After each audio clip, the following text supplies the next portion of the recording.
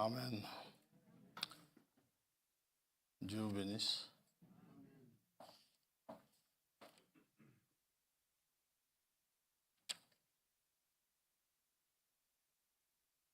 Bien.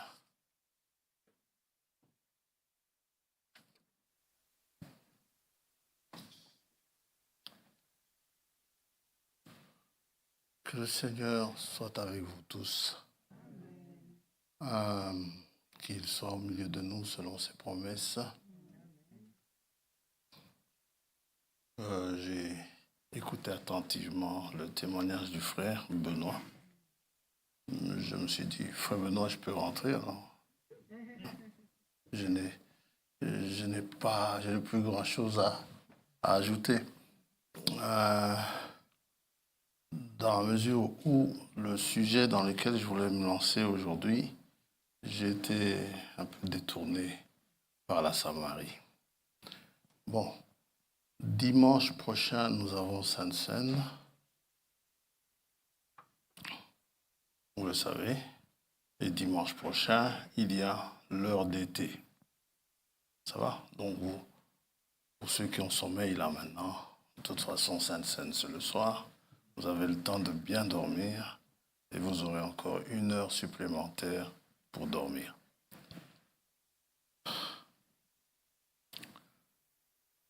Voilà. Dans la semaine qui va suivre, je devrais aller en Allemagne, à Brême, pour un enterrement. Mon épouse n'est pas là aujourd'hui. Il y a l'époux de sa tante qui est décédé mardi en Allemagne. Elle y est allée, mais bon, je ne sais pas pourquoi, mais ils ont reculé l'enterrement pour vendredi le 5. Je vais voir comment, si j'y vais, c'est 5 heures de route, 5 à 6 heures de route. Et de toute façon, pour le moment, je n'ai pas de voiture.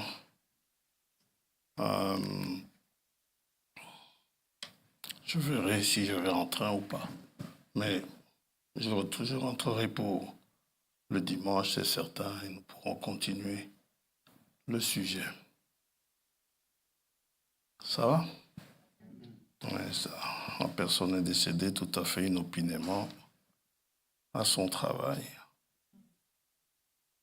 Et c'est quelqu'un qui a déjà dormi chez moi.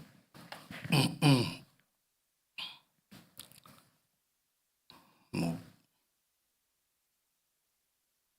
pensons à la famille. Bien. Nous allons prier.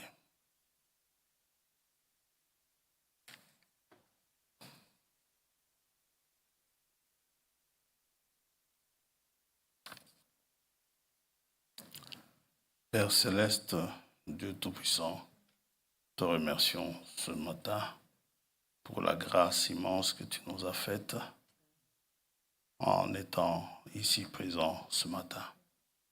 Te remercions pour ce témoignage, la manière dont tu fais parler le naturel, tu le fais parler spirituellement. Parce que ce qui se passe dans le naturel, ce sont des messages qui viennent de ta part. Et ce sont des écritures sur la muraille. Et seuls tes enfants arrivent à déchiffrer cela. Et nous t'en remercions. Merci pour le partage de ce témoignage. Te demandons de bien vouloir être parmi nous encore. Te demandons de nous conduire en toutes choses. Que le Saint-Esprit fasse son travail. Qu'il nous conduise dans toute la vérité. Nous te le demandons au nom de Jésus-Christ, notre Seigneur. Amen. Amen. Dieu vous bénisse. J'ai pris le mauvais carnet. Sinon, je vais vous garder pendant des heures.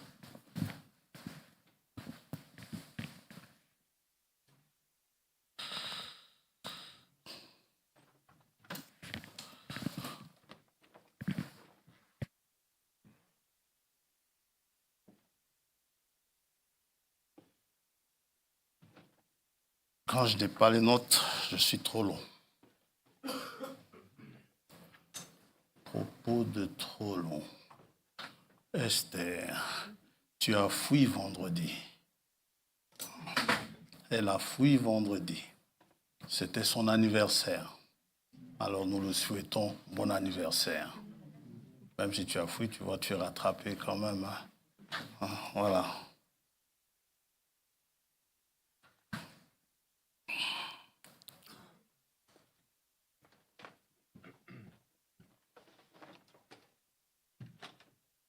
Nous allons nous lever.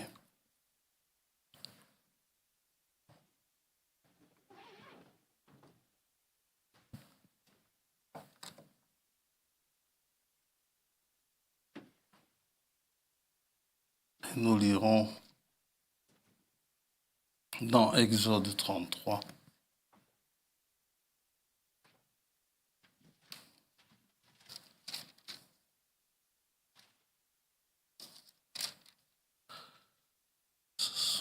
Ça nous servira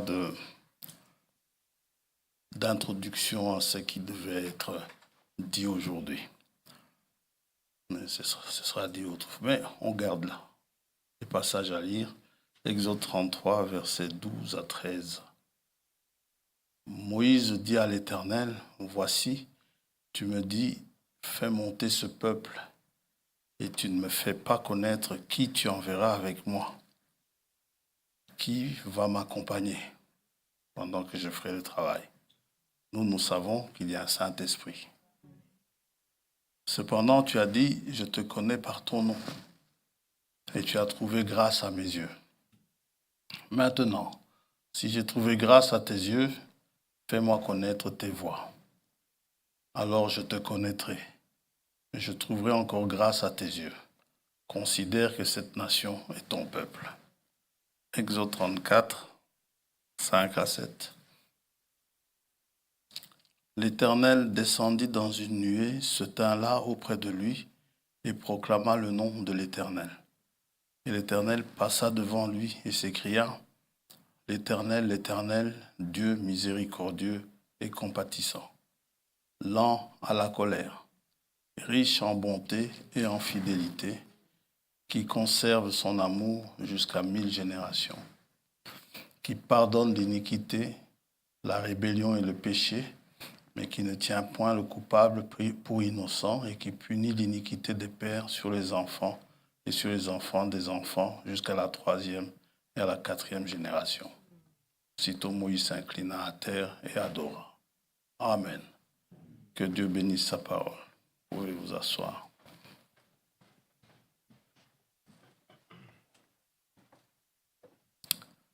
Nous allons un peu faire un petit tour par la Samarie aujourd'hui, mais nous restons sur ce sujet.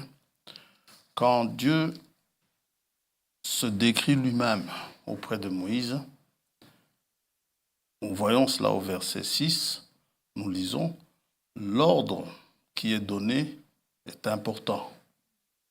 Il est d'abord miséricordieux et compatissant. Il est lent à la colère, ça vient après, ce qui veut dire que la miséricorde et la compassion et les compassions de Dieu peuvent retarder sa colère. Et nous avons vu cela dans le temps de Jonas, à Ninive, comment cela s'est passé. Et riche en bonté, en fidélité, ça devait être le sujet d'aujourd'hui, mais bon, aujourd'hui ce sera une introduction. Mais nous reviendrons, et le reste qui suit, c'est une conséquence de ce qu'il est. En tant que miséricordieux et compatissant, il conserve son amour. En tant que miséricordieux et compatissant, il pardonne l'iniquité, et ainsi de suite. Et Moïse avait ce désir profond en lui-même de connaître Dieu. Et il est important de connaître Dieu. Jonas connaissait Dieu. Il savait qu'il était Dieu. Il a fui. Il savait très bien qu'il était que la faute était à lui. Il savait, puisqu'il était envoyé à Ninive, il s'en va à Tarsis. il connaissait sa faute. Il la connaissait très bien. Mais s'il a commis cette faute, c'était parce qu'il savait que Dieu, justement, est miséricordieux et compatissant. Que le message qu'il allait apporter, si les Ninivites se repentaient, il savait que Dieu n'allait pas exécuter cela. Et c'est ainsi, il est bon de connaître Dieu.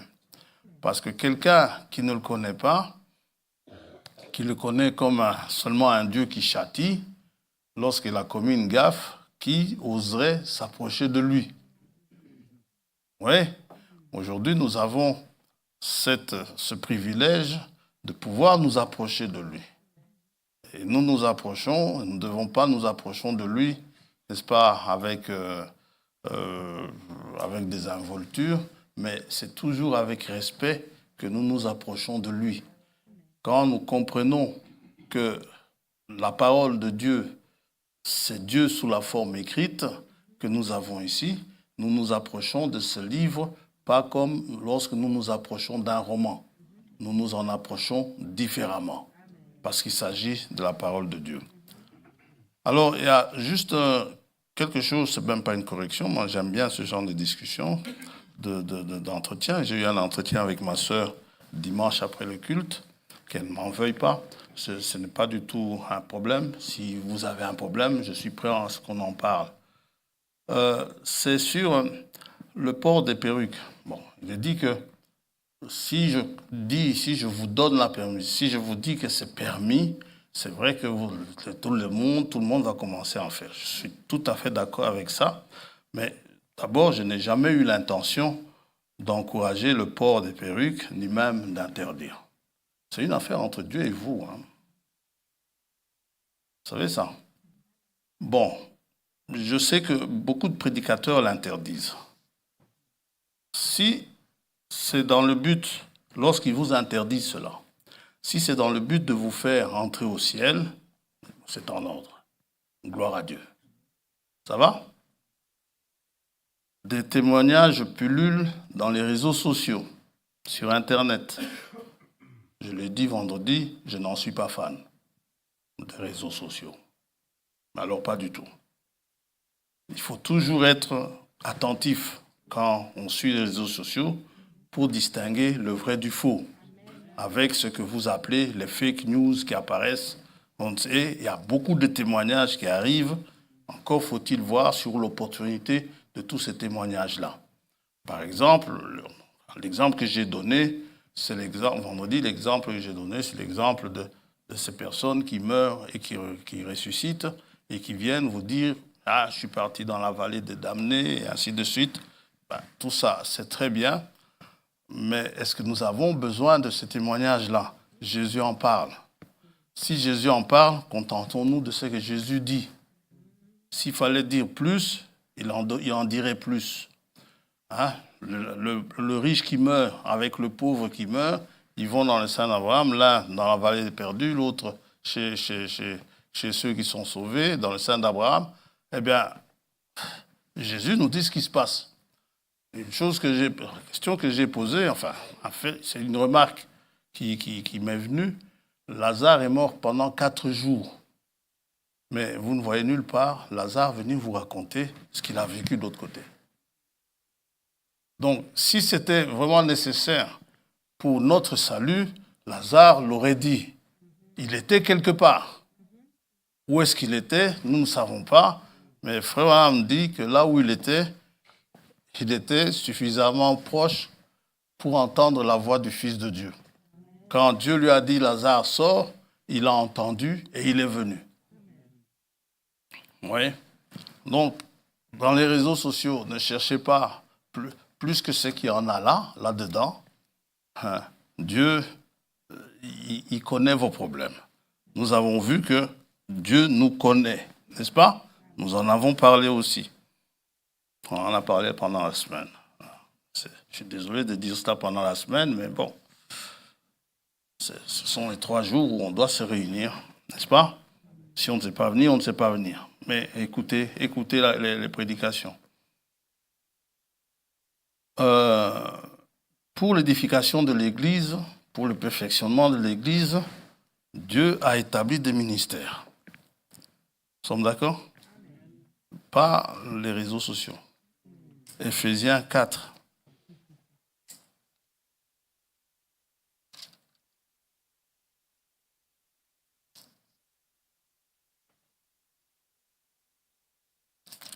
Maintenant, les réseaux sociaux peuvent être un outil très bon pour nous aider ici, comme le frère en a parlé ici, concernant sa voiture. Ça peut nous aider, mais spirituellement parlant, ce dont nous avons besoin pour notre salut se trouve ici. C'est Paul qui dit, dans les Actes, il dit, « Je vous ai annoncé tout le conseil de Dieu. » Amen. Éphésiens 4, verset 11. Et il a donné les uns comme apôtres, les autres comme prophètes, les autres comme évangélistes, les autres comme pasteurs et docteurs, pour le perfectionnement des saints en vue de l'œuvre du ministère et de l'édification du corps de Christ, jusqu'à ce que nous soyons tous parvenus à l'unité de la foi et de la connaissance du Fils de Dieu, vous voyez, à l'état d'homme fait à la mesure de la stature parfaite de Christ. Donc, ces hommes-là que Dieu a donnés, n'est-ce pas, pour édifier l'Église, ils ont comme mission, ils doivent nous faire parvenir, en tout cas, à la connaissance du Fils de Dieu. Qui est le Fils de Dieu? Ça va? Que nous sachions qui est-il. Et le Fils de Dieu, nous avons vu cela la semaine passée, dimanche passé, il sera appelé Fils de Dieu. Le Fils de Dieu, c'est qui? C'est Emmanuel, Dieu avec nous. Le Fils de Dieu, c'est Jésus, Yahvé et mon salut. Ça va? Donc, on doit en arriver là, à la connaissance du Fils de Dieu, et c'est très important.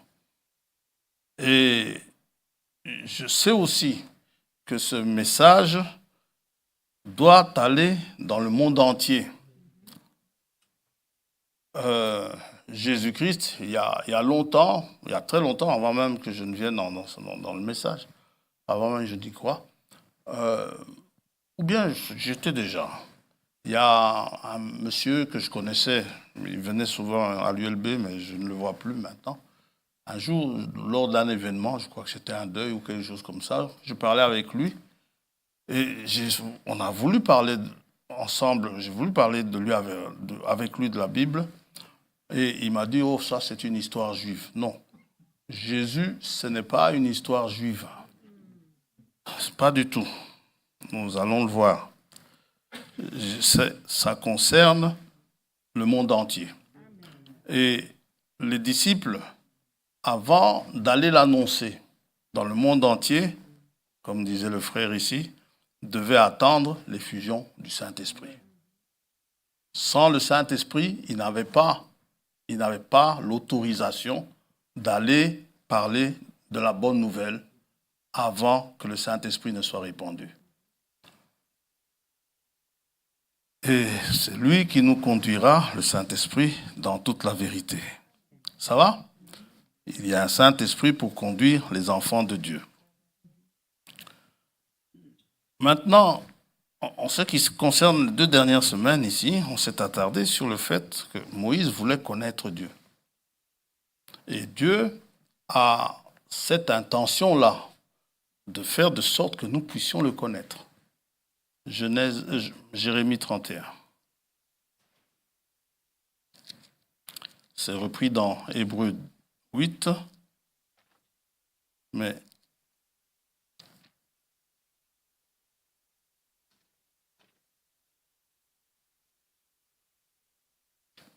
Jérémie 31,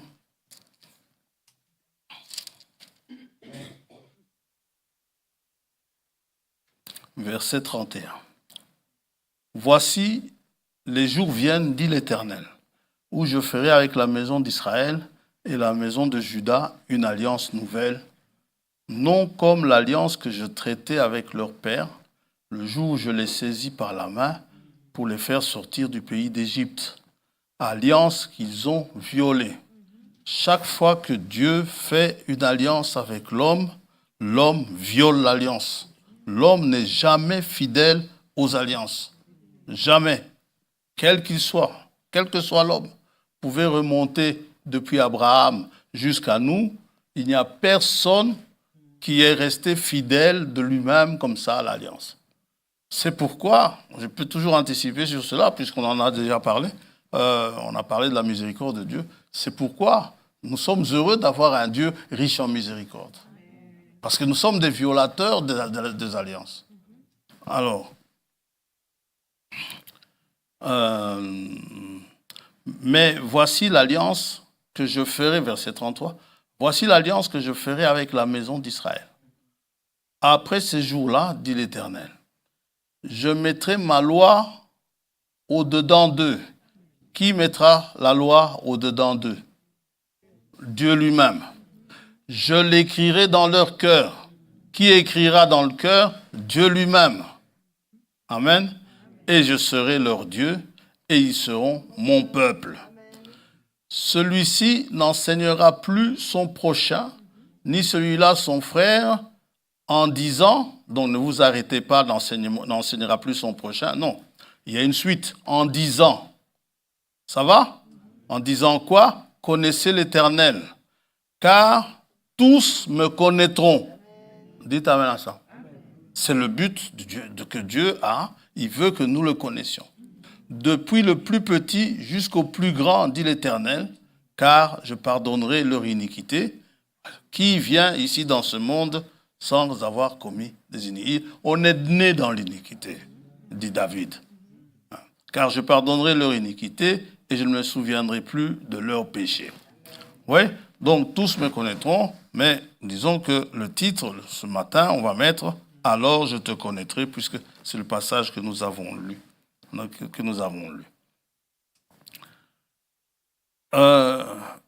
Dieu est dans la colère aussi, nous devons le savoir.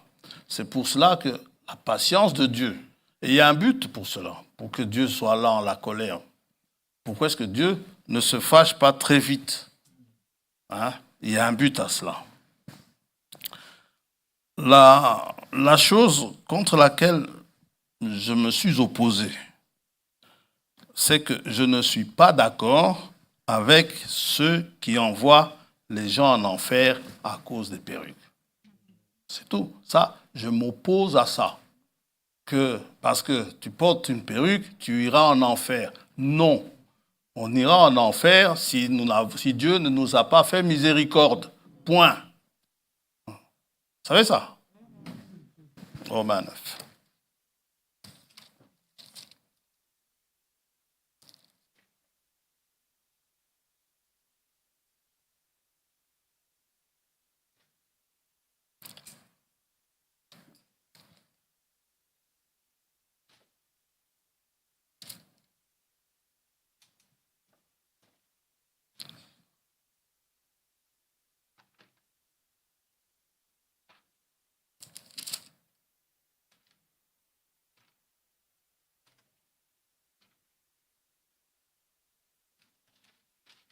Verset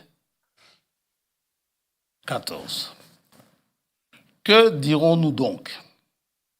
Y a-t-il en Dieu de l'injustice? Répondez. Loin de là. Ne dites pas seulement non comme ça pour le plaisir.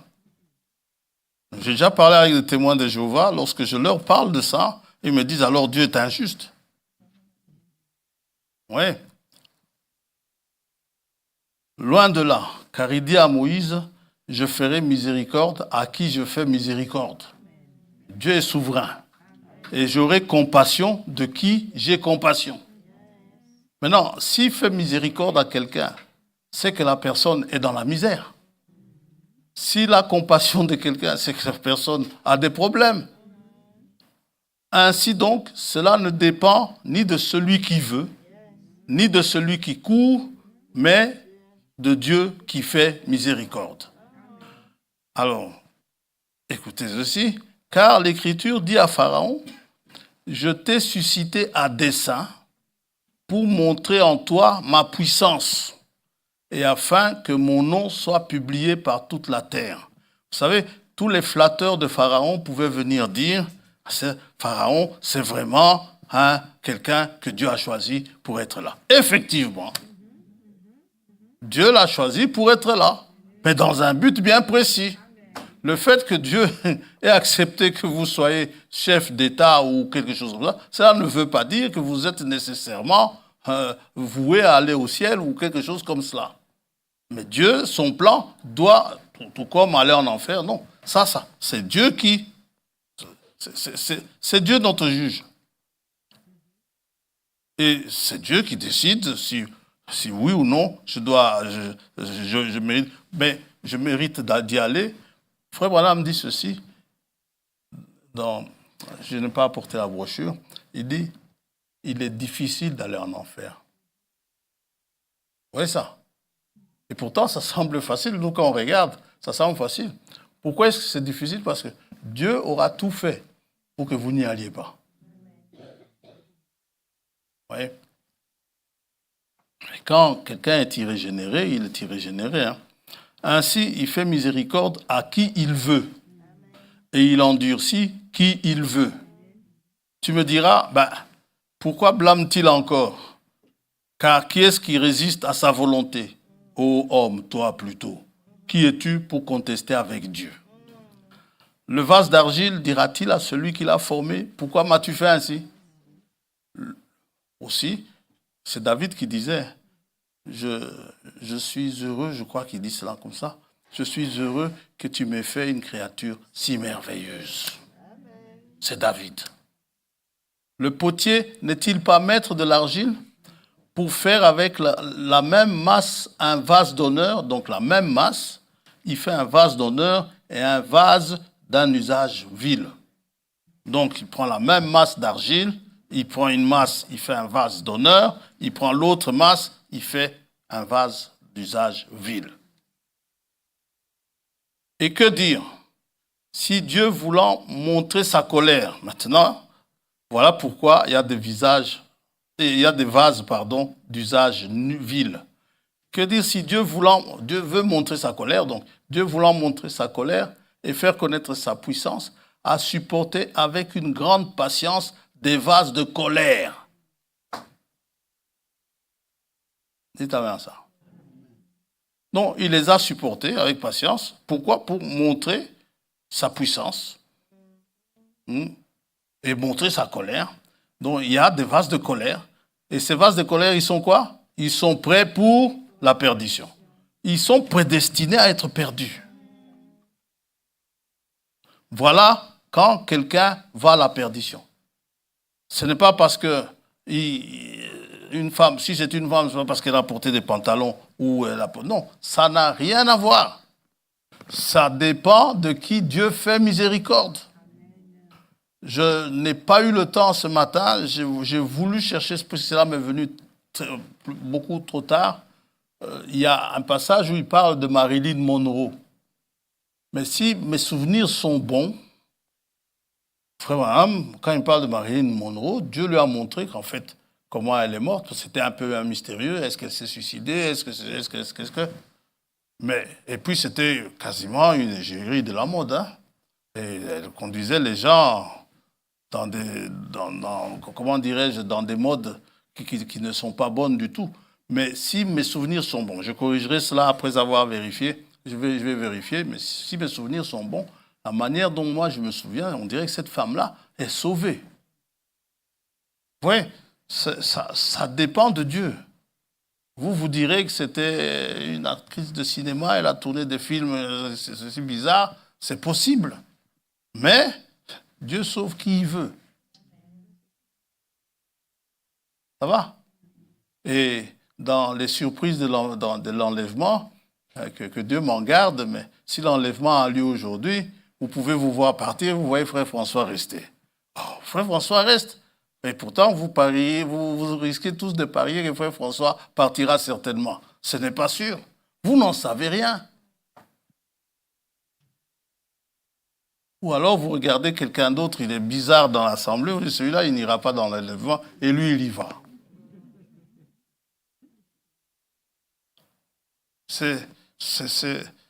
Cela dépend de Dieu. Cela ne dépend pas de nous. Et s'il a voulu connaître la richesse de sa gloire envers des vases de miséricorde, que nous sommes, en tout cas, j'ai la foi que j'en suis un, qu'il a d'avance préparé pour la gloire. Donc, je suis prédestiné à ça. Si je suis un vase de miséricorde, en tout cas, je crois, je fais confiance à Dieu, j'en suis un. Je suis conscient que pour aller au ciel, j'ai besoin de sa miséricorde. J'en suis conscient. Ce n'est pas une fausse humilité. Dieu sait, tout au fond de moi, je sais que si je dis aujourd'hui que je serai enlevé, je ne compte pas sur moi, je compte sur sa miséricorde. Ainsi nous a appelés, non seulement d'entre les Juifs, mais encore d'entre les païens. Alors, je disais donc, je suis contre cet avis-là, je ne suis pas d'accord avec ça. Quand on vous lance à la figure, vous irez en enfer à cause de telles choses. Ça va? Parce que le Dieu qui nous conduit est un Dieu riche en miséricorde. Ceux qui disent ça, moi je les trouve, ils sont sans miséricorde.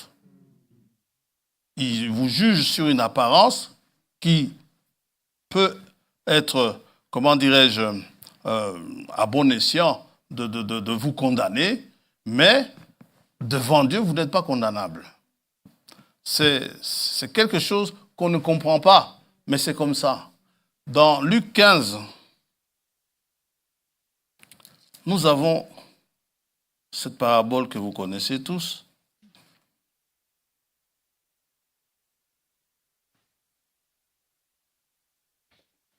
Du fils prodigue. Ne dites pas prodige. Il y en a qui hésitent souvent, ils disent fils prodige. Fils prodige, prodige, c'est un fils prodige, c'est comme un enfant qui fait des choses prodigieuses, extraordinaires. Ça va? Fils prodigue, quand on vous prodigue des soins, c'est-à-dire on vous donne des soins. Fils prodigue, c'est un fils, il a dépensé. Il a trop dépensé, il a donné. Dépensier. Il dit encore, un homme avait 2 fils. Le plus jeune dit à son père, « Mon père, donne-moi la part de bien qui doit me revenir. » Et le père leur partagea son bien. Peu de jours après, le plus jeune fils, ayant tout ramassé, partit pour un pays éloigné où il dissipa son bien en vivant dans la débauche. Je peux vous montrer plusieurs versets maintenant qui condamnent la débauche. Je peux même vous montrer un verset où il nous est dit que les débauchés n'entreront pas dans le royaume des cieux. Il y en a. Et ce fils-là a vécu dans la débauche. Lorsqu'il eut tout dépensé, c'est pour ça qu'on l'appelle fils prodigue, une grande famine survint dans ce pays et il commença à se trouver dans le besoin. Il alla se mettre au service d'un des habitants du pays qu'il envoya dans ses champs garder les pourceaux. Vous pouvez continuer la lecture, mais vous verrez, ça n'aura pas bien marché pour lui. Et un jour, il va décider de rentrer. Et je dis ça, quand nous lisons, ça nous semble être, c'est merveilleux, n'est-ce pas? Mais dans la réalité, ça pose un problème. Quelqu'un qui a toujours vécu très bien, selon lui-même, qui a toujours très bien vécu, ne voyant pas beaucoup de choses, en tout cas avec beaucoup de choses à se reprocher, voyant qu'il a arrêté beaucoup de choses, voyant qu'il a vécu comme il fallait, un peu comme ce jeune homme riche qui a tout observé depuis sa naissance. Hein? Et puis, il y en a un autre qui s'est amusé là, à côté, n'est-ce pas?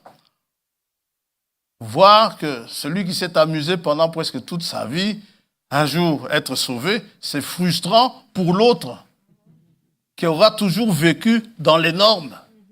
L'autre va, humainement parlant, il va se sentir frustré. Moi, j'ai toujours été très bien, mais lui, il n'a fait que s'amuser, et voilà que lui, c'est exactement ce qui va se passer ici. Le grand frère va être frustré. Lui, il a toujours tout observé, il a toujours bien obéi à son père, il a toujours été très bien. Et il se leva et alla vers son père, comme il était, verset 20. Et il alla, comme il était encore loin, il était dans un pays vraiment éloigné. Il était éloigné de Dieu. Son père le vit et fut ému de compassion. Vous voyez la compassion? Vous voyez à quoi ça sert? Il fut ému de compassion, il courut se jeter à son cou et l'embrassa. Le fils lui dit, « Mon père, j'ai péché contre le ciel et contre toi. Je ne suis plus digne d'être appelé ton fils. Mais le père dit à ses serviteurs, apportez vite la plus belle robe et revêtez-le. Mettez-lui un anneau au doigt et des souliers aux pieds. Ce qui n'a jamais été fait pour le grand frère. Et le grand frère, il en est frustré. Papa est en train de bien habiller celui-là qui n'a fait que de bêtises. Moi qui ai toujours bien vécu ici, tout ça, jamais on organise ça pour moi. Mettez-lui un anneau au doigt et des souliers aux pieds. Amenez le veau gras et tuez-le. Mangeons et réjouissons. Maintenant, quand on regarde vos frères et vos sœurs, vous les aimez, n'est-ce pas? Vous aimez vos frères, vous aimez vos sœurs. Votre frère ou votre sœur qui s'en va comme ça, dans un pays éloigné, où vous entendez parler de lui ou d'elle, des choses mauvaises qu'il fait ou qu'elle fait. Quand elle revient ou il revient, est-ce que vous êtes heureux ou vous ne l'êtes pas? Alors, pourquoi ce grand frère n'est pas content? Son petit frère revient.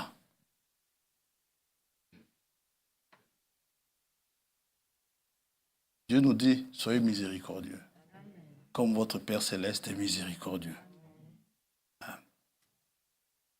Amenez le veau gras et tuez-le, mangeons et réjouissons-nous. Quelle est la raison? Le papa fait ça, car mon fils que voici était mort. Nous étions tous morts dans nos offenses. Et il est revenu à la vie, il était perdu et il est retrouvé. Et ils commencèrent à se réjouir. Or, le fils aîné était dans les champs. Lorsqu'il revint et approcha de la maison, il entendit la musique et les danses. Il appela un des serviteurs et lui demanda ce que c'était. Qu'est-ce qui se passe? Cette maison est toujours silencieuse. D'ailleurs, depuis mon petit frère est parti, papa est triste, il n'y a plus beaucoup de joie dans la maison. Qu'est-ce qui se passe aujourd'hui? Il y a de la musique comme ça, tout d'un coup. Ce serviteur lui dit, ton frère est de retour. Il s'attendait à voir peut-être le grand frère se réjouir. Quoi? Mon frère est de retour. Vite, allez prendre son frère dans ses rêves. Non. Et ton père a tué le veau gras. Le serviteur, le pauvre, il pensait lui donner une bonne nouvelle. Hein? A tué le veau gras parce qu'il a retrouvé en bonne santé. Au lieu de la joie, il se mit en colère. Et ne voulut pas entrer. Il dit, je n'entrerai pas. Pourquoi? Le pécheur est là-bas dedans, je n'entrerai pas. Je ne veux rien avoir à faire avec lui. Parce qu'il a retrouvé dans bonne santé, donc il est content. Son père, il se mit en colère et ne voulut pas entrer. Son père sortit et le pria d'entrer. Mais il répondit à son père, voici. Son père lui dit, allez, viens, entre. Il dit, papa, voici, il y a tant d'années que je te sers, sans avoir jamais transgressé tes ordres. Et jamais tu ne m'as donné un chevreau pour que je me réjouisse avec mes amis. Et quand ton fils est arrivé, il ne dit pas mon frère. Quand ton fils est arrivé, celui, il le décrit bien, celui qui a mangé ton bien avec des prostituées, c'est pour lui que tu as tué le veau gras. Mon enfant, lui dit le père, tu es toujours avec moi. Et tout ce que j'ai est à toi. Mais il fallait bien s'égayer et se réjouir. Parce que ton frère que voici était mort et qu'il est revenu à la vie parce qu'il était perdu et qu'il est retrouvé. Ouais. Tout ce que je dis, il ne faut pas tirer la gâchette, n'est-ce pas? Pousser sur la gâchette beaucoup trop vite. Continue. Être sans miséricorde, ce sont des choses qui se passaient au temps de Moïse. En tout cas, sous la loi de Moïse. C'était sans miséricorde. Et Frère Branham dit, ici ce n'est pas moi qui le dis, Frère Branham dit, Moïse représente la loi de Dieu. Et Moïse nous met en prison. Moïse. Jésus dit même, va même plus loin, il dit, Moïse nous accuse. Jean 5.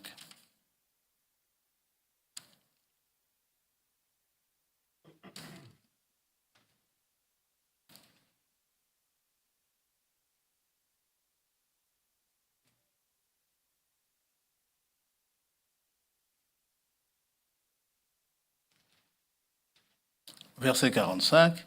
Ne pensez pas que moi, je vous accuserai devant le Père. Celui qui vous accuse, c'est Moïse, en qui vous avez mis votre espérance. C'est pas moi, c'est Moïse. Et ce que Moïse dit est vrai, hein? La loi de Dieu, elle est parfaite. Hein? Ça va? La Bible nous dit que la loi de Dieu, elle est parfaite. La loi de Dieu nous condamne. Ici, je cite. Elle me condamne. C'est pourquoi je ne veux pas de la loi de Dieu. Je ne veux pas appliquer la loi. Je veux la grâce de Dieu. Ça va? Vous savez, il y aura une résurrection en Égypte. N'oublie pas, l'Égypte représente le monde. Mais il y aura une résurrection en Égypte. Je parle de la première résurrection. Pourquoi? Parce qu'il y a des patriarches qui sont morts là-bas. Les Lévis, les Rubins. Hein. C'est leur père qui est mort là-bas, mais il a été enterré, n'est-ce pas, au pays de Canaan. Par contre, donc Jacob a été enterré là-bas, mais ceux qui ont immigré en Égypte, ils sont morts en Égypte. Ouais. Et dans Apocalypse 5, on voit les 24 anciens. Donc, les 12 fils de Jacob, donc les 12 patriarches et les 12 apôtres, les 24 anciens, selon ce qui nous est dit. Dans le désert, il y aura aussi une résurrection dans le désert. Et pourtant, ils ne furent pas agréables à Dieu. Pour moi, qui te dit, c'est dans Hébreu. On me dit qu'il y aura une résurrection dans le désert. Qui est mort dans le désert? Aaron est mort dans le désert. Pour prendre les plus connus. Myriam est morte dans le désert. Moïse lui-même est mort dans le désert. Mais Moïse, on le voit plus tard vivant, donc il est ressuscité quelque part. Moïse est mort et enterré dans le désert. Quand vous lisez dans Deutéronome, vous verrez qu'on a enterré Moïse là-bas. Enfin, personne n'a jamais su là où il a été enterré. Mais Moïse n'est jamais entré en terre promise. Mais plusieurs siècles plus tard, on voit Moïse aux côtés du Seigneur Jésus-Christ vivant. Et Jude nous dit en fait ce qui s'est passé. Satan s'est disputé avec Michaël le corps de Moïse. Ce corps qui a péché, Dieu l'a quand même sauvé. Et tout cela, Moïse il occupait une place importante dans le cœur de Dieu. Dieu dit avec Moïse, je parle comme un homme parle à son ami. Nous avons cette grâce ce matin de lire. On peut aller lire dans Jean 13 où Jésus appelle ses disciples ses amis. Et il n'abandonne jamais ses amis. Dans Hébreux 10, 28,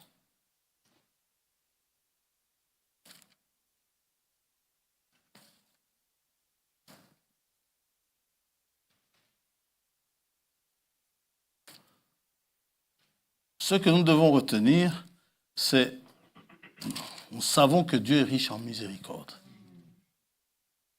Maintenant, pour nos apparences, on va y arriver.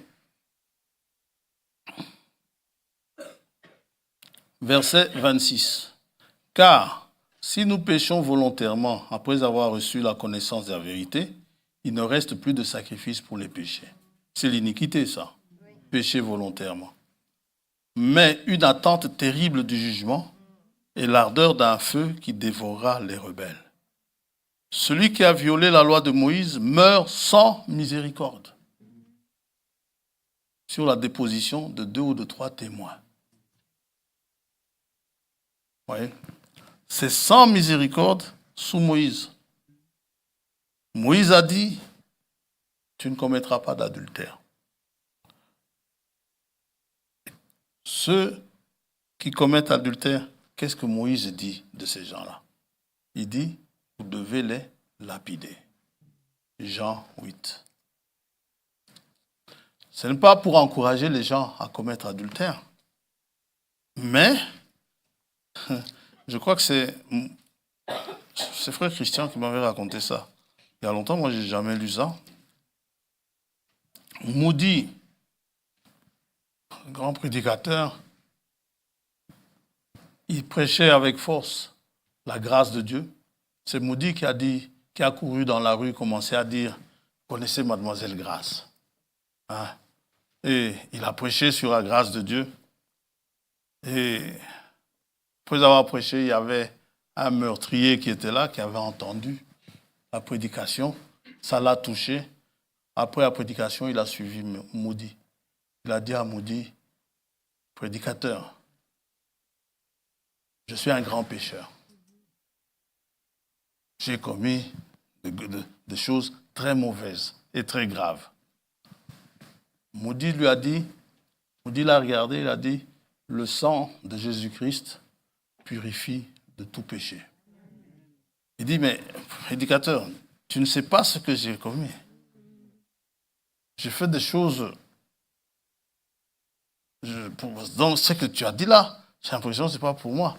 Moody insiste, il lui dit, le sang de Jésus-Christ purifie de tout péché.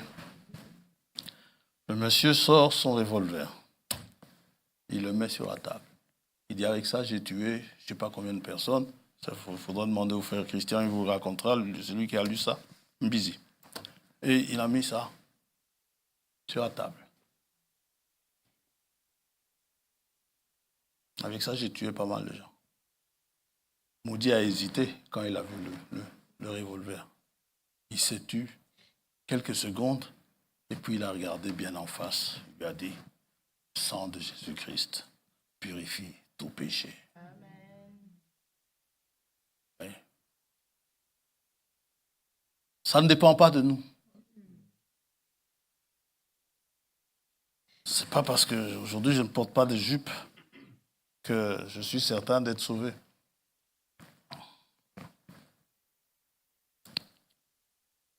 Maintenant, ceux qui ne sont pas sauvés, effectivement, parmi les hommes, ils portent des jupes.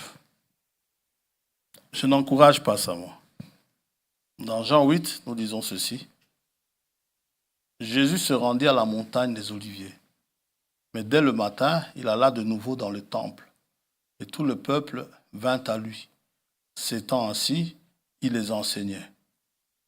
Alors les scribes et les pharisiens amenèrent une femme surprise en adultère.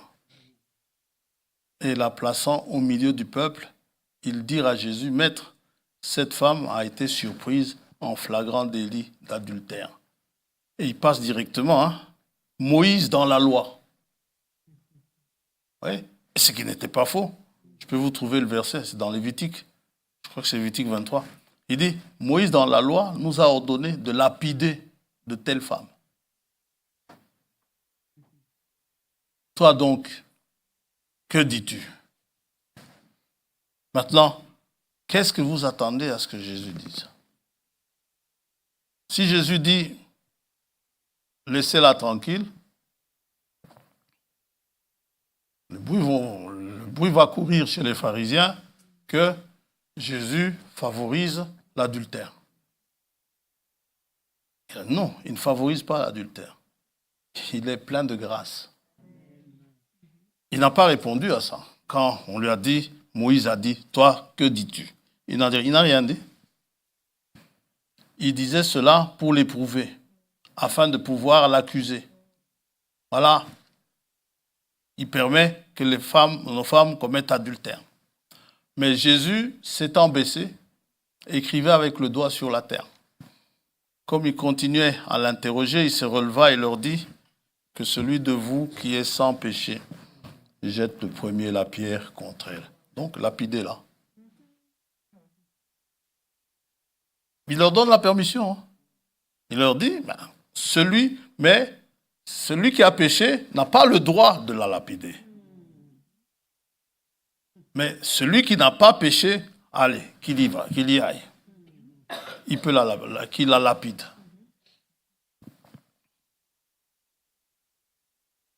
Et s'étant de nouveau baissé, il écrivait sur la terre. Il a continué à écrire.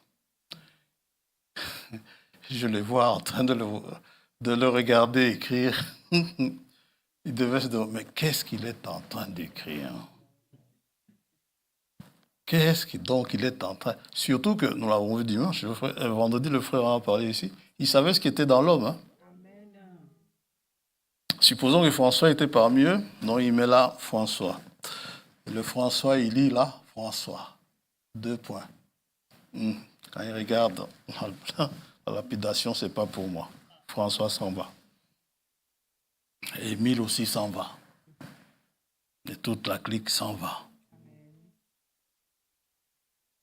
Quand ils entendirent cela, accusés par leur conscience, ils se retirèrent un à un, depuis les plus âgés jusqu'au dernier. Et Jésus resta seul avec la femme qui était là au milieu. Alors, s'étant relevé et ne voyant plus que la femme, Jésus lui dit, « Femme, où sont ceux qui t'accusaient? Personne ne t'a-t-il condamné ?» Elle répondit, « Non, Seigneur. » Jésus lui dit, « Je ne te condamne pas non plus. » Cela ne veut pas dire qu'il approuve. Je ne te condamne pas non plus, va et ne pêche plus. Quand il vous dit ça, va et ne pêche plus, sa parole a de l'effet. Elle a de l'effet sur vous, c'est sûr que vous ne pêcherez plus.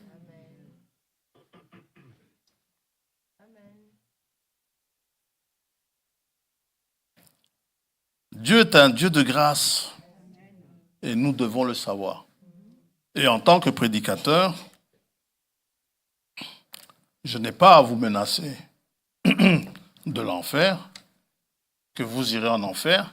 Au contraire, je vous dis, qui que vous soyez, quelle que soit l'apparence que vous avez, il y a toujours une place possible pour vous au ciel. Ça ne dépend pas de moi, ça dépend de Dieu qui fait miséricorde. Et là où le péché abonde, la grâce surabonde. C'est la parole de Dieu.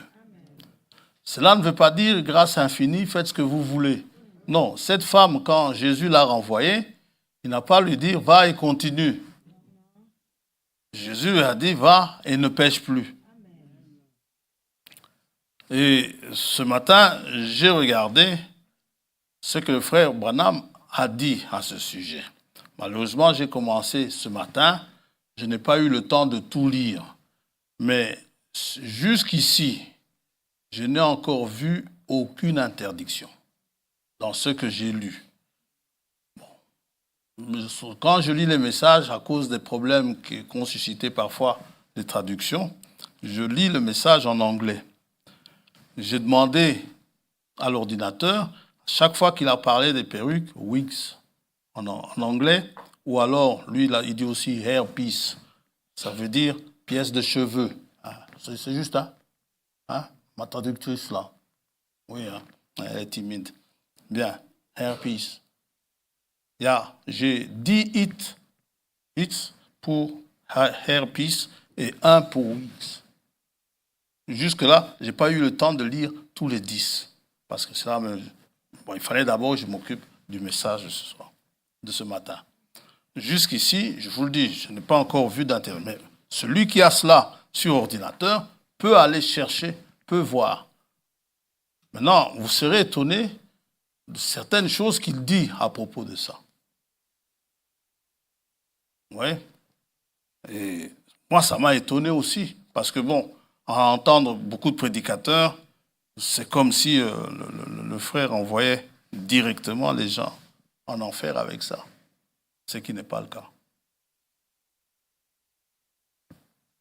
Bien. Voilà. Et vous savez, si Dieu n'était pas miséricordieux, cette terre ne subsisterait plus aujourd'hui. Heureusement qu'il est miséricordieux. Et nous l'avons dit, le monde entier est concerné. Aller par le monde entier, n'est-ce pas? Aller par le monde. Marc 16 nous dit aller par le monde.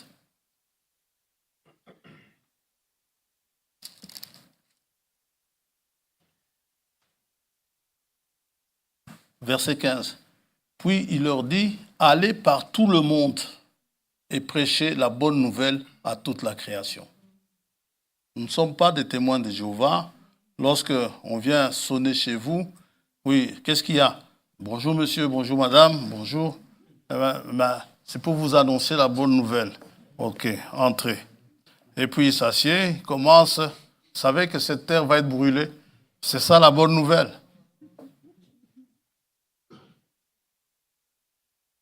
Oui. À prêcher la bonne nouvelle à toute la création. Celui qui croira et qui sera baptisé sera sauvé. Mais celui qui ne croira pas sera condamné. Il y a une chose, ça je peux vous dire, je vous lirai le passage la prochaine fois, peut-être si j'y pense dans 2 semaines. On fait la distinction des personnes malades, des personnes qui ne sont pas malades. Il en parle. Des personnes dont la chevelure a été abîmée. Il en parle. Bon, mais on lira cela après. On est étonné. Bien sûr,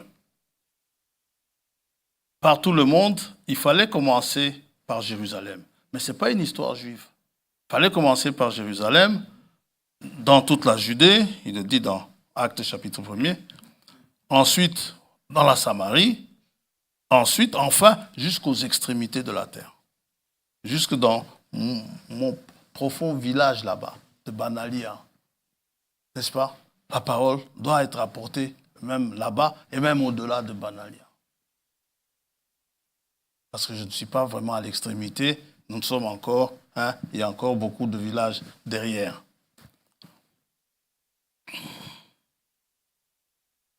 Matthieu 28 nous parle de toutes les nations. La bonne nouvelle, c'est que Jésus est venu. Il est le prince de la paix. Et le monde, quand on regarde le monde aujourd'hui, le monde a un besoin urgent. Le monde a besoin il y a un besoin incontestable dans le monde. Allumez votre radio à 13h ou à 14h, vous allez entendre, le monde a un besoin, n'est-ce pas, de paix. Il y a des guerres, de bruits de guerre partout. Et ce besoin-là, seul Dieu peut le satisfaire. Le monde entier a besoin de paix. Pas seulement le royaume de Juda ou Israël, mais le monde entier. Ce n'est pas une histoire juive, c'est une histoire universelle. Poutine également a besoin de paix. Dans Jean 4, cette femme avait un besoin.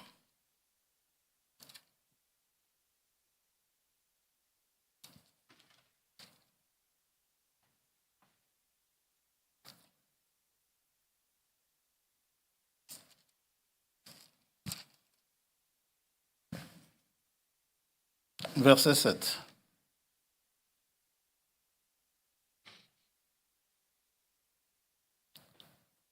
une femme de Samarie vint puiser de l'eau. Elle a évité de venir pendant que celle de Juda y allait. Une femme de Samarie vint puiser de l'eau. Jésus lui dit, donne-moi à boire. Car ses disciples étaient allés à la ville pour acheter des vivres. La femme samaritaine lui dit, comment toi qui es juif me demandes-tu à boire à moi qui suis une femme samaritaine?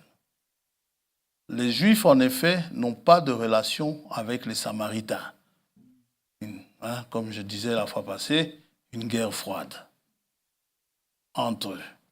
Ils ne veulent rien avoir à faire les uns avec les autres. Moi, je suis juif, je ne parle pas aux Samaritains. Ce sont des gens de mauvaise vie. Jésus lui répondit, il y a un problème.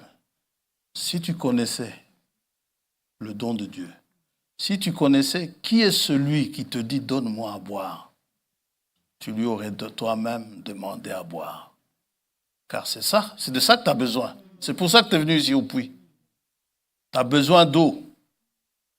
Et il t'aurait donné de l'eau vive. L'eau stagnante, c'est pas bon. C'était bon à un certain moment. Mais maintenant, cette eau-là, elle n'est plus bonne. Il faut l'eau vive. L'eau qui se renouvelle chaque fois. L'eau qui a stagné longtemps, ne la buvez pas. Plein de choses ont germé là-dedans. Et nous voyons justement, la femme, c'était son besoin. Écoutez. Seigneur, verset 11, Seigneur lui dit la femme, tu n'as rien pour puiser, le puits est profond. D'où aurais-tu donc cette eau vive? Es-tu plus grand que notre père Jacob qui nous a donné ce puits et qui en a bu lui-même ainsi que ses fils et ses troupeaux? Jésus lui répondit, quiconque boit de cette eau aura encore soif. Mais celui qui boira de l'eau que je lui donnerai n'aura jamais soif. De l'eau que je lui donnerai deviendra en lui une source d'eau qui jaillira jusque dans la vie éternelle. On a vu en semaine, je crois que c'est il y a 2 semaines, une dizaine de jours, ou la semaine passée, je ne sais plus. L'eau vive, c'est un type du Saint-Esprit. C'est le Saint-Esprit. La pluie, l'eau vive, nous parle du Saint-Esprit. Le monde a besoin de l'Esprit Saint aujourd'hui. Parce que le Saint-Esprit est un esprit de paix. Le fruit de l'Esprit, c'est l'amour d'abord. Gardez bien l'ordre. L'amour, la joie, la paix.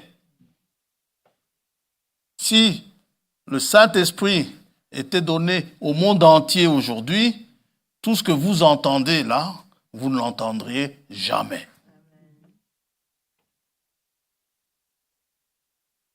Mais, puisqu'il y a vous, il y a moi, nous tous qui savons qu'il y a un Saint-Esprit, nous tous qui voulons l'avoir, nous tous qui l'avons. À cause de nous, Dieu ne frappe pas le monde. Le Saint-Esprit qui est en nous retient Poutine de ne pas pousser sur le bouton. Il peut menacer comme il veut, mais tant que le Saint-Esprit est là, il ne le fera pas. Il peut le faire de manière localisée. Il dit aux Français, en 2 minutes, vous êtes anéantis. Mais bon, s'il anéantit les Français en 2 minutes, mais il aura tout l'OTAN sur le dos. Et eux aussi, ils ont des armes nucléaires. Il sait très bien que s'il détruit la France, en laissant l'OTAN là, en ne détruisant pas tout l'OTAN en une fois, il se détruit lui-même également. Tout ça, ce sont des musculations. Oui. Et le Français sait que l'autre, il fait de la musculation, lui aussi, il bombe les siens, ses muscles.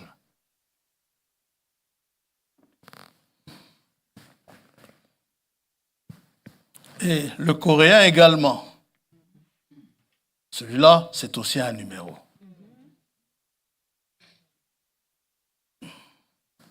Et n'oublions pas les ayatollahs, les Iraniens. C'est lui, c'est le Saint-Esprit qui les retient. Ils n'ont qu'un seul désir, ces gens-là. C'est envoyer la bombe nucléaire en Israël. Ça, Dieu les bloque.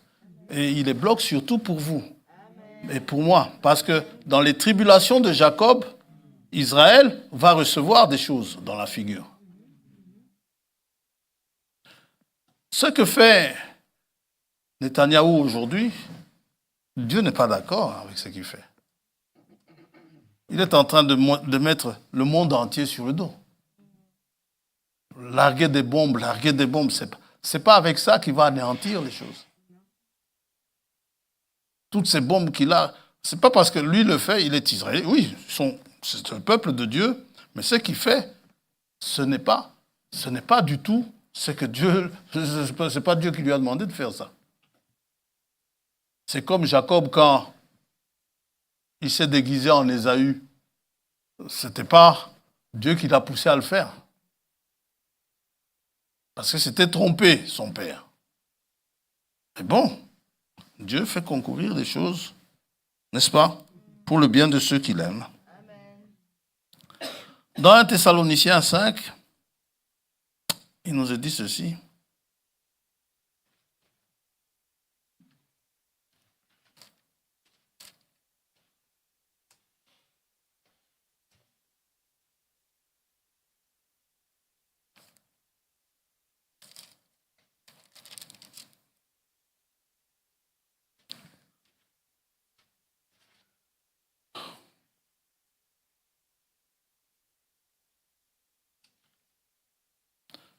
Versets 1 à 3.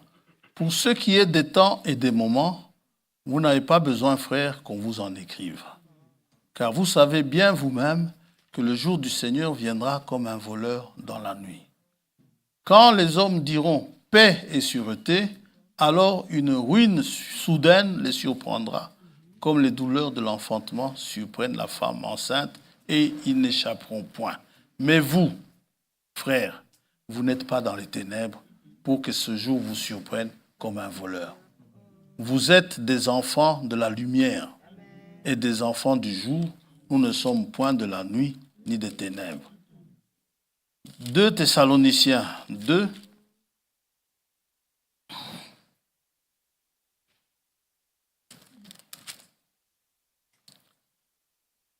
Verset 1er. Pour ce qui concerne l'avènement de notre Seigneur Jésus-Christ et notre réunion avec lui, nous vous prions, frères, de ne pas vous laisser facilement ébranler dans votre bon sens et de ne pas vous laisser troubler soit par quelque inspiration.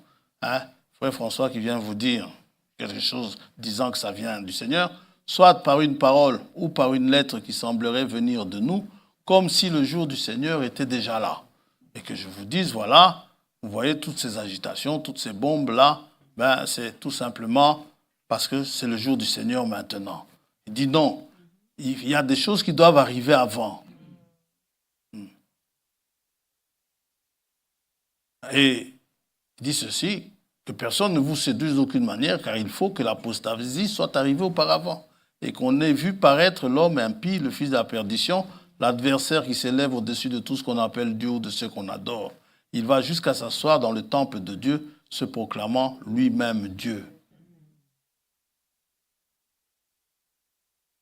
Verset 6, et maintenant, vous savez ce qui le retient. Il y a quelque chose ou quelqu'un qui le retient. Afin qu'il ne paraisse qu'en son temps. Afin que ces choses ne se fassent qu'en leur temps. Nous cherchons donc à le connaître, à connaître Dieu. Et Dieu se révèle à celui qui le recherche. Nous cherchons à le connaître et pour cela, pour que nous puissions le connaître, faisons comme Moïse. Laissons Dieu nous conduire dans le creux du rocher. Là, dans le creux du rocher, comme Moïse, Dieu va lui-même se présenter à nous et nous dire qui il est. Maintenant, vous savez, on est là. Quand j'étais à Kinshasa, Joseph Ilanga, il prêchait. Il est un peu comme moi, là. Il est chauve ici, là, ici derrière. Il dit ceci. Il nous a montré sa tonsure là derrière. Et il nous dit, vous dites, qu'est-ce que vous dites? Vous dites que je n'ai plus de cheveux là. Les gens disent non. Alors il dit non, mes cheveux m'attendent là-bas. Effectivement, les cheveux vous attendent là-bas. Si vos cheveux sont abîmés, ça vous attend là-bas. Maintenant, lors de la résurrection, soyez certains d'une chose. Si Dieu a donné aux Noirs des cheveux crépus, lorsque vous allez ressusciter, ce sera avec des cheveux crépus. C'est une certitude. Dieu ne s'est pas trompé. Ce n'est pas la résurrection qui va changer des choses. Vos cheveux auront l'aspect de vos cheveux naturels. Ils seront en meilleur état pour ceux qui ont de mauvais cheveux. Pour ceux qui en ont de bons, tant mieux pour eux. Ils retrouveront leurs bons, mais des cheveux très bien. Ah, Dieu te bénisse. Ouais. Alors, on se met dans le creux du rocher. Et qu'est-ce qui se passe dans le creux du rocher?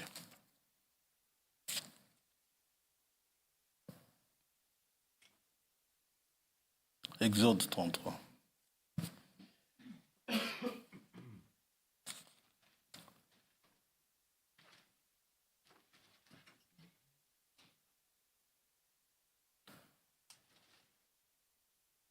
Verset 21. L'Éternel dit, « Voici un lieu près de moi, tu te tiendras sur le rocher. » Et Jésus-Christ est le rocher. « Quand ma gloire passera, je te mettrai dans un creux du rocher. » Si vous êtes en Christ, pas de problème, Dieu se révélera à vous. « Et je te couvrirai de ma main jusqu'à ce que j'ai passé. » Comment est-ce qu'on entre en Christ? Par le baptême du Saint-Esprit.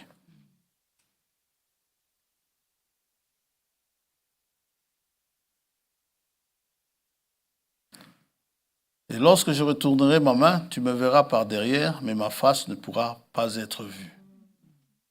L'Éternel dit à Moïse, verset 1er, chapitre 34, taille 2 tables de pierre. Il est toujours dans le creux du rocher. Taille 2 pierres de table, comme les premières, et j'y écrirai les paroles qui étaient sur les premières tables que tu as brisées. Qui écrira? Dieu lui-même. Dieu lui-même va écrire sur les tables, les tablettes du rocher. Sois prêt de bonne heure et tu monteras dès le matin sur le mont Sinaï. Tu te tiendras là devant moi sur le sommet de la montagne. Aujourd'hui, il ne s'agit plus de tables de pierre. Pourquoi? Parce que les tables de pierre, Moïse va le constater, ça ne marchera pas. Quand Dieu va écrire ces choses sur les tables de pierre, à peine Moïse va descendre avec les tablettes, il va descendre la montagne, il va trouver le peuple, n'est-ce pas, en pleine débauche. Donc, sur des tables de pierre, ça ne va pas. C'est pourquoi Dieu dit, je vais faire une nouvelle alliance, ce qu'on a lu dans Jérémie 31. Non plus sur des tables de pierre, parce que sur des tables de pierre, ça ne marche pas. Moïse, qu'est-ce qu'il va faire? Il va briser ces tables-là. Deutéronome 9, dans sa colère. Il a été vite en colère. C'est ce que nous disions, quand ça? Dimanche passé, que l'homme est vite en colère. C'est pourquoi David ne voulait pas tomber entre les mains des hommes.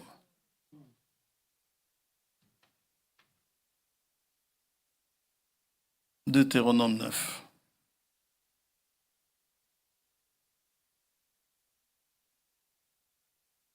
Verset 13. C'est Moïse qui parle au peuple. L'Éternel me dit, je vois que ce peuple est un peuple au cou raide.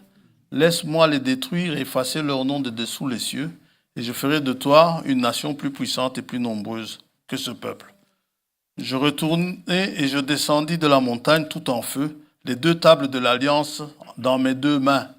Je regardai, voici, vous aviez péché contre l'Éternel, votre Dieu.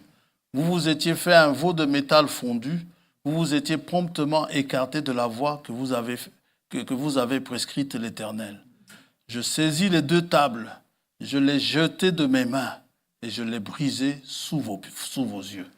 Si Moïse a brisé cela, c'était parce que c'était impossible que ces lois écrites dans des cœurs de pierre puissent, n'est-ce pas, avoir de l'effet dans la vie des hommes. C'est pourquoi Dieu dit, cette alliance-là que j'ai faite avec vos pères, qu'ils ont violée d'ailleurs assez facilement, je vais faire une autre alliance. Je vais établir une autre alliance, une alliance nouvelle, qui fera de sorte que désormais, et c'est moi-même qui dis, j'écrirai mes lois dans leur cœur, mais plus dans des cœurs de pierre, mais dans des cœurs de chair. De manière à ce que, c'est avec ces lois-là que Dieu va écrire, vous n'en sortirez plus. Quelqu'un qui est en Christ, ne vous en faites pas. Il aura l'apparence, il sera semblable à un fils de Dieu, à une fille de Dieu. Pour cela, nous avons cette confiance-là. Mais pendant que nous y allons, marchons d'un même pas. Voyons ce que Dieu nous dit. Aujourd'hui, il s'agit de cœurs de chair. Et à ce moment-là, c'est vrai que tous me connaîtront. C'est ce qu'il dit, car je pardonnerai leur iniquité. Nous l'avons lu tout à l'heure. Maintenant, ce Saint-Esprit, cette eau vive qui a été promise, ce Saint-Esprit qui est promis, il est lié à la repentance. Sans repentance, pas de Saint-Esprit. Ça va? Et, hommes frères, que ferions-nous? C'est simple. Repentez-vous et soyez baptisés au nom du Seigneur Jésus-Christ. Sans repentance, il n'y a pas de Saint-Esprit. Il faut une véritable repentance. Et la repentance, n'est-ce pas, vous permet de découvrir le Dieu de grâce. Parce que vous vous êtes repentis alors que vous méritiez la mort. Votre repentance arrête la sentence. Et Dieu vous sauve. Oui. Parce que sans cela, c'est inutile. On sera comme ce jeune homme riche qui il observait tout ce qu'on lui a demandé d'observer, il observait tout. Mais un des évangélistes dit que Jésus lui a dit qu'il n'était pas loin du royaume, mais il n'y était pas encore. C'est pas ça qui fait de vous que vous y soyez. Mais pour y aller, mais finalement, les disciples lui ont dit alors, personne ne sera sauvé. Il a dit, ce qui est impossible aux hommes est possible à Dieu. C'est en lui que nous faisons confiance. Amen. Celui qui se repent, même à la 11e heure, il se tourne vers Dieu, même à la 11e heure, il va découvrir le Dieu de grâce, le Dieu de miséricorde. Et la prédication de l'évangile, tel que l'évangile doit être apporté aujourd'hui, c'est, Jésus dit, en fait, c'est la prédication de la repentance. Dieu vous appelle à la repentance. Cette repentance, et c'est là où nous allons revenir dans Exode 34. Le temps est passé, on aurait pu continuer. C'est là où nous allons revenir dans Exode 34, où Dieu se présente. Il est Dieu miséricordieux et compatissant. Il est lent à la colère. Cette lenteur à la colère, au temps de Noé, c'était pourquoi? 2 Pierre, chapitre 3.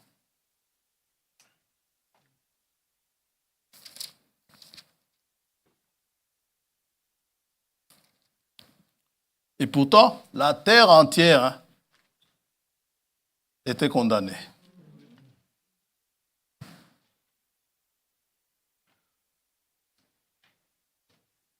Verset 9. Le Seigneur ne tarde pas dans l'accomplissement de la promesse, de son avènement, comme quelques-uns le croient. Mais qu'est-ce qu'il fait? Il use de patience envers vous, ne voulant pas, Dieu ne veut pas qu'aucun périsse, mais voulant que tous arrivent à la repentance.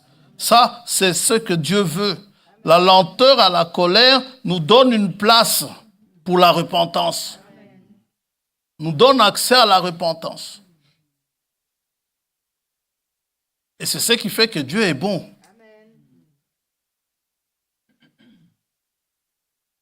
Dieu n'est pas bon parce qu'il nous laisse faire ce que nous voulons. Dieu est bon, donc je peux faire ce que je veux, je peux m'habiller. Non, vous ne pouvez pas vous habiller comme vous voulez. Vous ne vous appartenez plus. C'est Galate qui nous dit ça. Galate nous dit, vous ne vous appartenez plus vous-même. Et puis vous ne devez pas aller là où vous faire ce que vous voulez. Voilà le verset que je cherchais. Vous n'avez pas à faire ce que vous voulez. Votre corps tout entier, Dieu l'a racheté. Le corps, l'âme et l'esprit. Dieu a racheté et Dieu est en droit de nous donner des directives pour nous dire, je veux que tu sois comme ça. Si vous n'obéissez pas, c'est que vous êtes un enfant de colère. Si vous obéissez, c'est que vous êtes un enfant de miséricorde.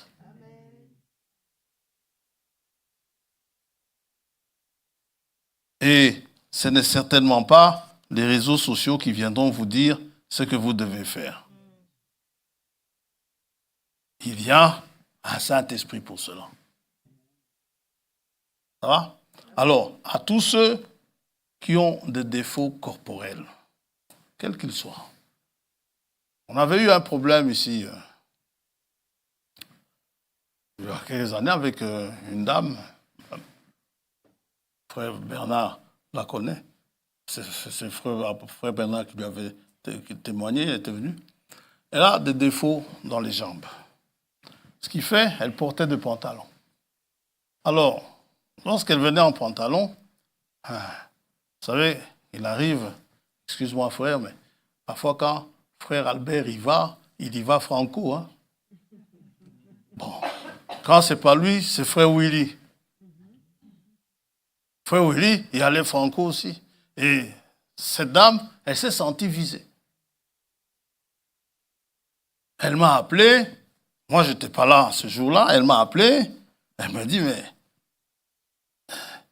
voilà, est-ce que vous ne savez pas pourquoi je porte des pantalons? Elle a commencé à parler, je l'ai écoutée. Elle a parlé. Moi je lui dis, écoute sœur, moi je suis pour rien.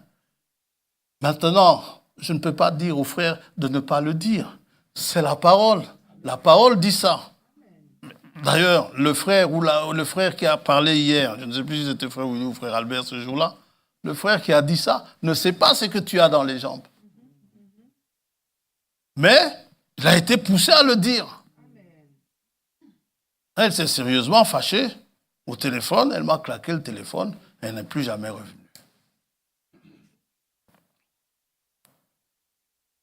Et puis, une fois j'ai demandé de ses nouvelles à frère Bernard. Frère Bernard me dit, ben, il s'est brouillé aussi avec elle un petit peu. Bon, vous voyez, quand vous voyez frère Bernard là se brouiller avec quelqu'un, c'est qu'il y a quelque chose qui ne va pas. Il y a des gens qui ont leur raison.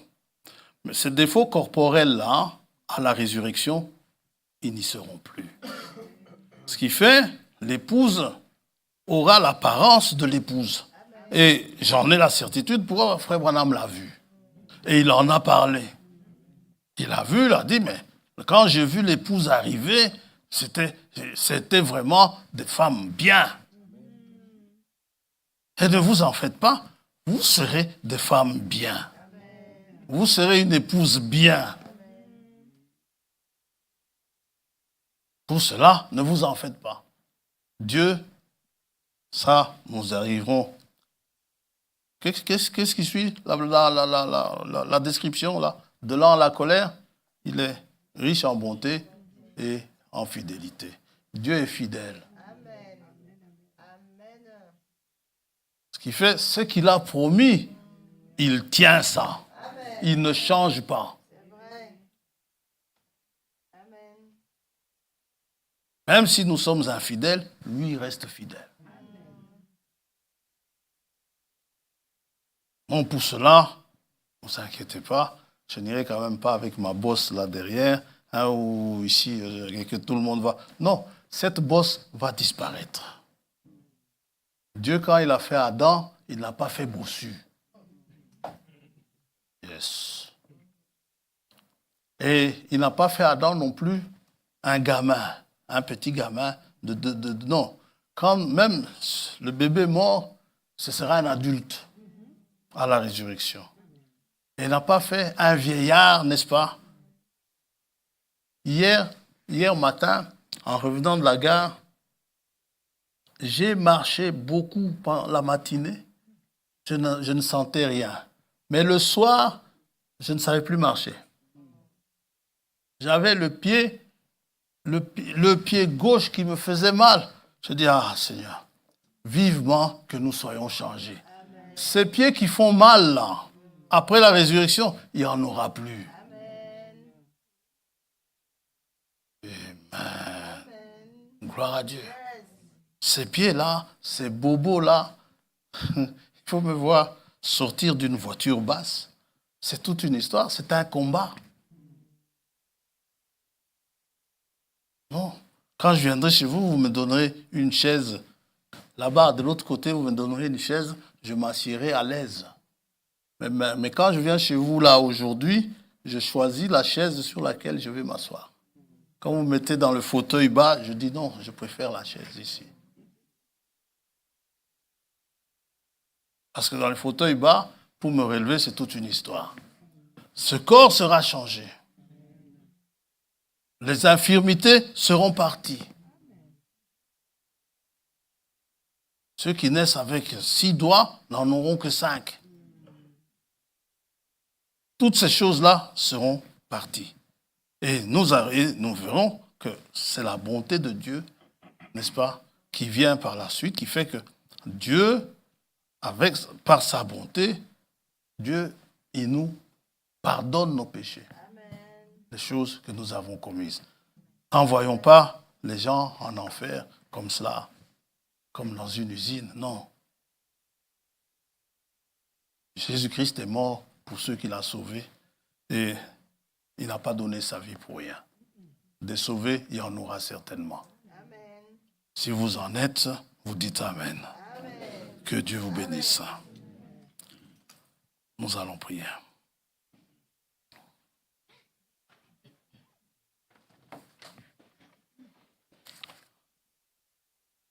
Nous comprenons. Mon problème est je refuse qu'on attribue l'enfer aux personnes comme cela. Mais la parole de Dieu doit être apportée. Amen. Pour cela, nous sommes d'accord. Que Dieu vous bénisse. Prions le Seigneur.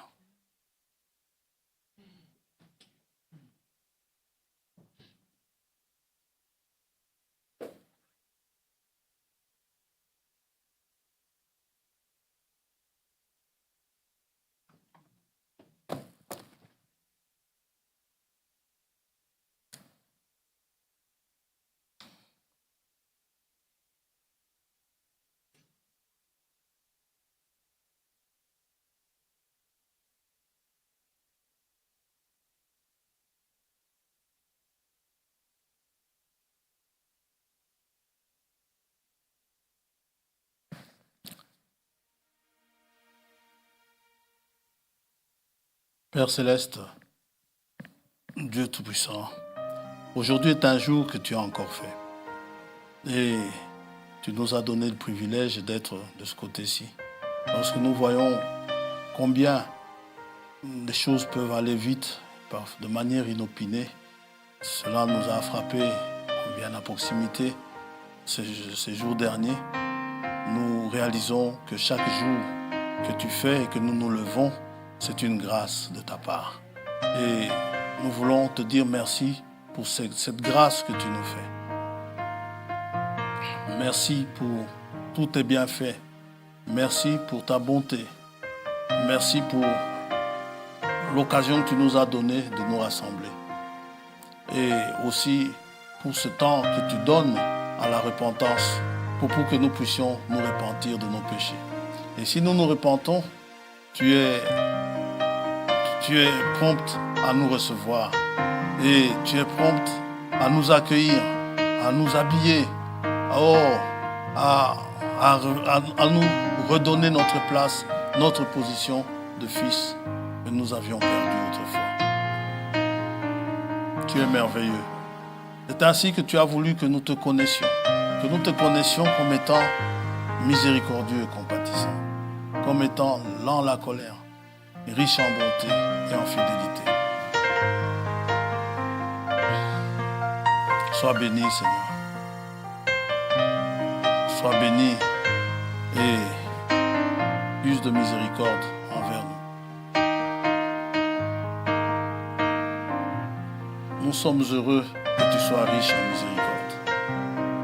Car autrefois, étant des enfants de colère, comme dit ton serviteur, comme dit Paul, quelque chose a dû se passer.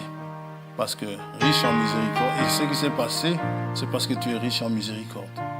Tu as fait de nous des vases. Oh Dieu, tu as fait de nous des vases de miséricorde. Pour la gloire. Qui est comme toi, riche en bonté. Tu punis l'iniquité. Tu fais ces choses. Mais tu pardonnes au cœur repentant. Merci encore pour nous avoir réunis. Nous te demandons pour les cœurs affligés que tu les consoles. Te demandons pour les cœurs troublés que tu les rassures. Te demandons pour ceux qui sont tristes de répandre cette huile de joie au-dedans d'eux, afin qu'ils puissent élever des cantiques merveilleux vers toi. Merci encore pour ta parole. Que tu bénisses chacun de tes enfants et que l'esprit que tu as promis soit celui qui nous conduit au travers de nos difficultés par monts et vallées, que nous soyons conduits dans le sentier que tu as tracé pour chacun de nous, que nous y soyons conduits et que nous y marchions, apportant le témoignage de ta grandeur. Au nom de Jésus-Christ notre Seigneur, nous t'avons ainsi prié. Amen.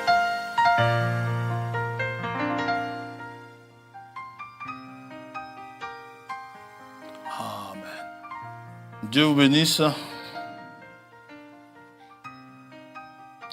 Donc dimanche prochain, il y a Sainte Seine.